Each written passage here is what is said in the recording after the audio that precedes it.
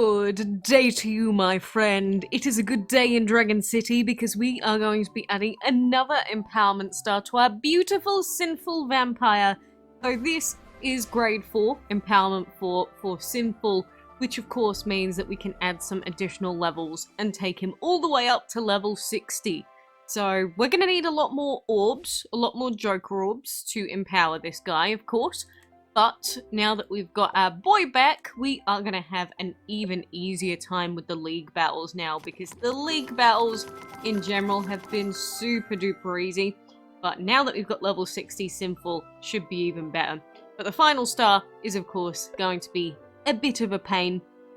But when we get that final star, we'll be able to gain an extra 10 levels on top. So I long for that day. And we will go and do some of our league battles in a moment, just to test out our beautiful Sinful boy. But just before that, we have a dragon to get unlocking in the form of Mr. Gatekeeper.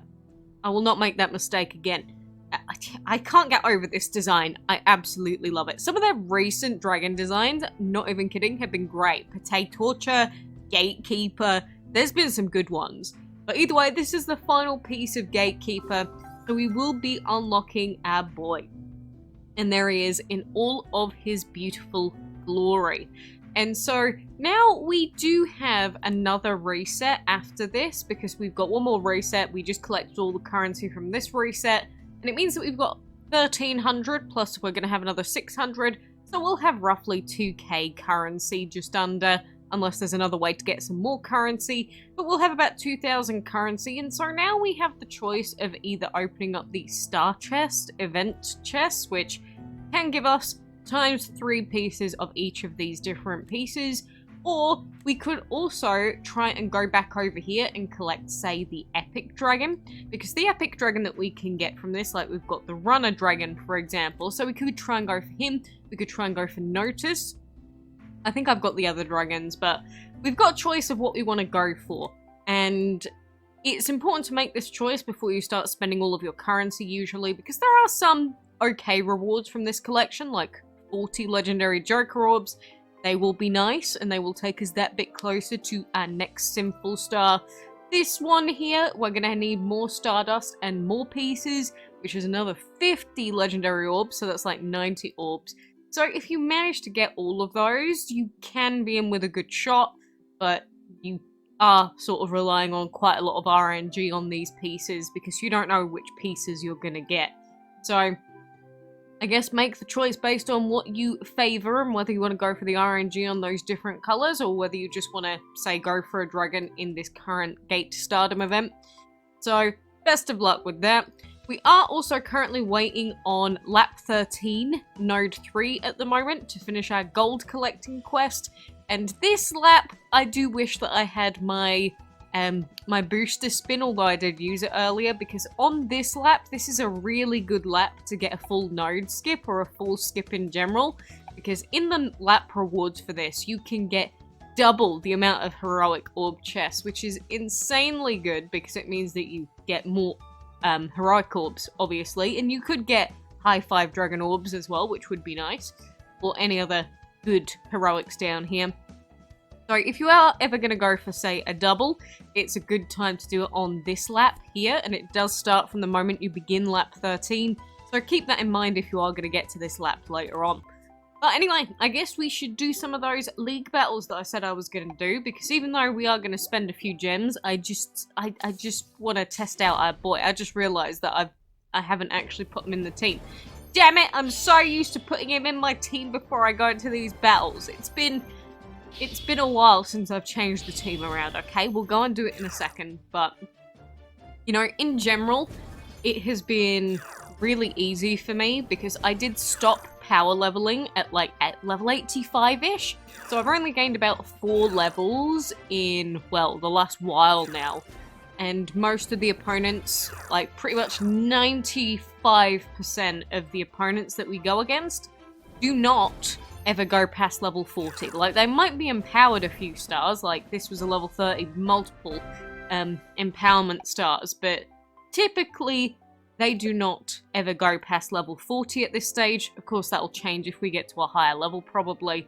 But most players for DC around this level mark, they only have level 40 dragons.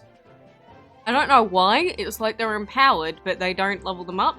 Maybe it's for, like, legacy reasons. Maybe it's like they had all of these dragons at level 40 before, and they had the empowerment stars, but they couldn't feed them up for some reason. I don't know. I haven't been here for all of the years of Dragon City in, like, the last 10. I did take a very, very long break. So, I'm not 100% sure what the reason is, but it means that if you are someone that saves up your Joker Orbs for specific dragons, like in my case, I have level 60, level 55, and the level 60 Morpheus from the Alliance chests as well, it means that you're going to have a very, very easy time. It's also the reason why breeding, say, Cosmic Detonation or Kratos can be really, really useful for at least short term, because these enemies aren't going to be going above level 40 for a long time. So if you, say, breed Cosmic Detonation and fully empower your Cosmic Detonation, which does take a while, but say you do that or get to a really high star, then you're going to have like a level 60, level 70 when you're still facing people with level 40s.